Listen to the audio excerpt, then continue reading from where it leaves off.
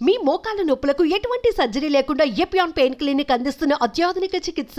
ప్రపంచవ్యాప్తంగా 59 కోట్ల మంది, మన దేశంలో 9 కోట్ల మంది మధుమేహంతో బాధపడుతున్నారని ప్రపంచ ఆరోగ్య సంస్థ వెల్లడించింది. ప్రతి 7గురిలో ఒకరు డయాబెటిస్ తో బాధపడుతున్నారు.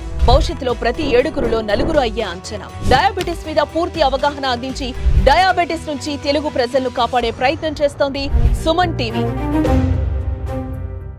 యాక్చువల్గా ఫస్ట్ డయాబెటీస్ అంటే షుగర్ అనేది ఎలా వస్తుంది?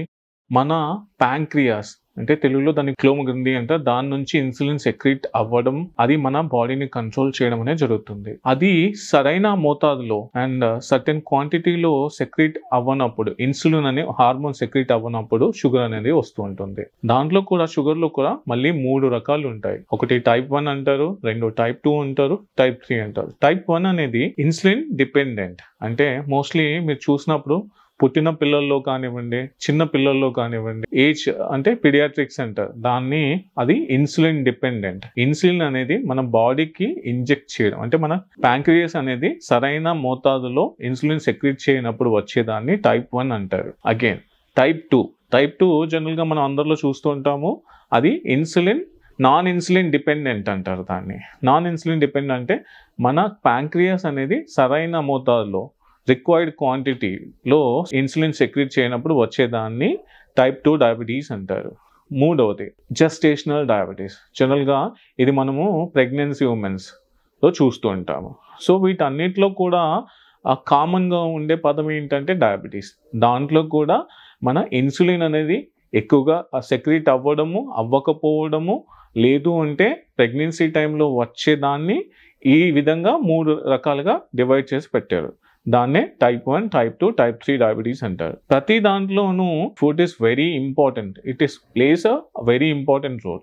ఎందుకు అంటే మనం తినే ఆహారాన్ని బట్టే మన బాడీలో ఇన్సులిన్ సెక్రీట్ అవ్వకపోవడము, సరైన మోతాదులో ఉండడము అనేది జరుగుతూ ఉంటుంది. మనం వైట్ రైస్ తినొచ్చా, తినకూడదా, ఎలాంటి రైస్ తినొచ్చు అనే దానికి మనం ముఖ్యంగా చెప్పుకోవాల్సింది ఏంటంటే rice is a source of energy. అంటే రైస్లో మెయిన్గా ఉండేది కార్బోహైడ్రేట్స్ అండి.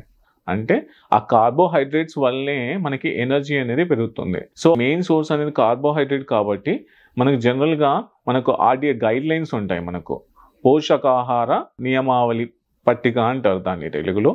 మనకి కొన్ని గైడ్ లైన్స్ ఉంటాయి. నేషనల్ ఇన్స్టిట్యూట్ ఆఫ్ న్యూట్రిషన్ నుంచి మనకు కొన్ని గైడ్ లైన్స్ ఉన్నాయి. వాటిలో మనకు వచ్చేది ఏంటి అంటే మినిమంగా మనము 60% కార్బోహైడ్రేట్స్ తీసుకోవాలి. అది ఎటువంటి కార్బోహైడ్రేట్స్? కాంప్లెక్స్ కార్బోహైడ్రేట్స్ అంటారు. సో కాంప్లెక్స్ కార్బోహైడ్రేట్స్ అనేవి మనం తీసుకోవాల్సి ఉంటుంది. So complex carbohydrates is nothing but మనకి వీట్ కానివ్వండి, లేకపోతే రాగి కానివ్వండి, జొన్నలు కానివ్వండి, ఇలాంటివన్నిటిని కూడా కాంప్లెక్స్ కార్బోహైడ్రేట్స్ అంటాము. సో దాంట్లో రైస్ కూడా వస్తుంది. రైస్లో మళ్ళీ మనకు పాలిష్ రైస్ అంటారు, అన్పాలిష్ రైస్ అంటారు, లేకపోతే బ్రౌన్ రైస్ అంటారు. ఇప్పుడు కొత్తగా అందరూ బ్లాక్ రైస్ అని చెప్తున్నారు. సో దీంట్లో పాలిష్ రైస్ అనేవి మన వైట్ రైస్. దాన్ని పాలిష్ చేసినప్పుడు దానిపైన ఉన్న పీచు పదార్థం, మెయిన్గా మనం చెప్పుకుంటున్నాం కదా fibre, complex carbohydrates nothing but the fibre. So ఆ కాంప్లెక్స్ కార్బోహైడ్రేట్స్ అనేవి పాలిష్ రైస్ లోంచి మనం పాలిష్ చేసినప్పుడు రైస్ పైన ఉండే coating which is nothing but the fibre, ఆ ఫైబర్ అనేది రిమూవ్ చేయబడుతుంది. సో కాబట్టి మనం వైట్ రైస్ తీసుకోకూడదు. వైట్ రైస్ తీసుకున్నప్పుడు డైరెక్ట్ గా కార్బోహైడ్రేట్స్ అనేవి వస్తూ ఉంటాయి. సో అలా కాకుండా brown rice nothing but it is unpolish rice. తెలుగులో మనము పచ్చ బియ్యము అంటాం దాన్ని. సో అలాంటి రైస్ ని మనం తినొచ్చండి. అది కూడా ఒక పోర్షన్ కంట్రోల్ అని ఉంటుంది. ఏదైనా కూడా మితంగా తిన్నప్పుడు మనకి ఏ ప్రాబ్లమ్స్ అనేవి రావు. జనరల్ గా ఎంతో ముందు షుగర్ అనేది మనకు జెనెటికల్ గా వచ్చేది తాత ముత్తాతల నుంచి అనేవి, గ్రాండ్ పేరెంట్స్ నుంచి అని చెప్పేవాళ్ళు. ఇప్పుడున్న కండిషన్లో, ఇప్పుడున్న సినారీస్లో లైఫ్ స్టైల్ మాడిఫికేషన్, మెయిన్లీ ఆ stress, hormonal imbalances and sedentary life style, వీటి వల్ల మనకి డయాబెటీస్ అనేది ఎక్కువగా వస్తుందండి. సో వీటిని మనం కరెక్ట్ చేసుకుంటూ, అంటే ఒక చోట పనిచేస్తున్న మెయిన్గా ఐటీ ఎంప్లాయీస్ తీసుకున్నప్పుడు వాళ్ళ లైఫ్ స్టైల్ అనేది సెడెంటరీగా ఉంటుంది. అంటే ఎక్కువగా సిస్టమ్ కూడా కూర్చొని పని చేయడము, దాంతో కంటిన్యూస్గా వర్క్ చేయడం వల్ల బ్రెయిన్ పైన స్ట్రెస్ పెరిగి అంటే హార్మోన్ అనేది కంట్రోల్ అనేది ఉండదు. దానివల్ల మనకి ఐటీ ఎంప్లాయీస్లో ఎక్కువగా చూస్తూ ఉంటాము. సో దానికోసమని మనం ఫిజికల్ యాక్టివిటీ పెంచుకుంటూ లైఫ్ స్టైల్ మాడిఫికేషన్ చేసుకుంటూ మనము బ్రౌన్ రైస్ కానివ్వండి, కొర్రలు కానివ్వండి, జొన్నలు కానివ్వండి, ఇలాంటివి తీసుకోవడం వల్ల మనకు షుగర్ అనేది కంట్రోల్లోకి రావచ్చండి.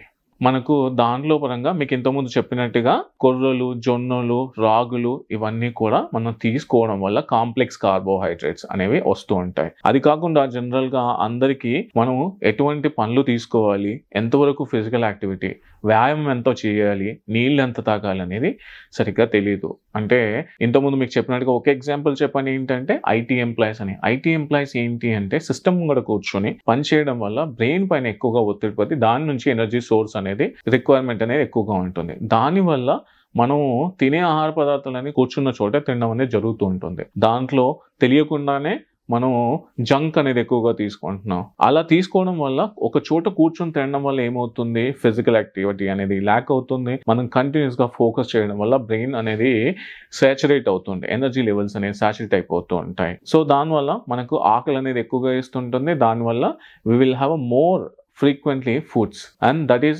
very easily available foods. మనం వచ్చేసి మెయిన్గా రైస్ అనేది ఎక్కువగా తీసుకుంటూ ఉంటాం. సో దానివల్ల మనకి షుగర్స్ అనేవి స్పైక్స్ అవుతూ ఉంటాయి. సో అందువల్ల మనం రైస్ని కంట్రోల్ చేసుకుంటూ మినిమం ఒక 45 నిమిషాల రోజుకి నడక కానివ్వండి, లేకపోతే స్ట్రెచ్ ఎక్సర్సైజ్ కానివ్వండి, బ్రీతింగ్ ఎక్సర్సైజ్ కానివ్వండి చేయడం వల్ల మన హార్మోన్ అనేది కంట్రోల్లోకి వస్తూ ఉంటుంది. సో అలా చేస్తూ వాటర్ ఇంటేక్ అండి, వాటర్ అనేది కంపల్సరీ తీసుకోవాలి. జనరల్గా ఏమంటే అందరూ ఏమనుకుంటారు, నీళ్ళు తాగడం వల్ల యూరిన్ ఫ్రీక్వెన్సీ పెరుగుతుంది, దానివల్ల షుగర్ అనేది ఇబ్బంది పడుతుంది అని చెప్పేసి అనుకుంటారు. ఇది ఒక చిన్న అపోహ, మిత్ అని చెప్పేసి అంటాం. సో కాబట్టి వాటర్ అనేది కంపల్సరీ కావాలండి. వాటర్ మనం తీసుకున్నప్పుడు బాడీ డీహైడ్రేట్ స్టేజ్లోకి వెళ్ళిపోయి సెల్స్ అనేవి డీహైడ్రేట్ అవుతూ ఉంటాయి, బాడీలో ఇన్ఫెక్షన్ పెరుగుతూ ఉంటుంది. సో అందువల్ల మనం వాటర్ ఇంటేక్ అనేది కూడా చాలా ఇంపార్టెంట్ అండి. అలా చూసుకుంటూ వాటర్ ఇంటేక్ చేసుకుంటూ ఫిజికల్ యాక్టివిటీ పెంచుకుంటూ మనము కార్బోహైడ్రేట్స్ క్వాంటిటీని తెచ్చుకోవాలండి. అలా చేసినప్పుడు షుగర్ అనేది కంట్రోల్లోకి వస్తుంది. Thank you.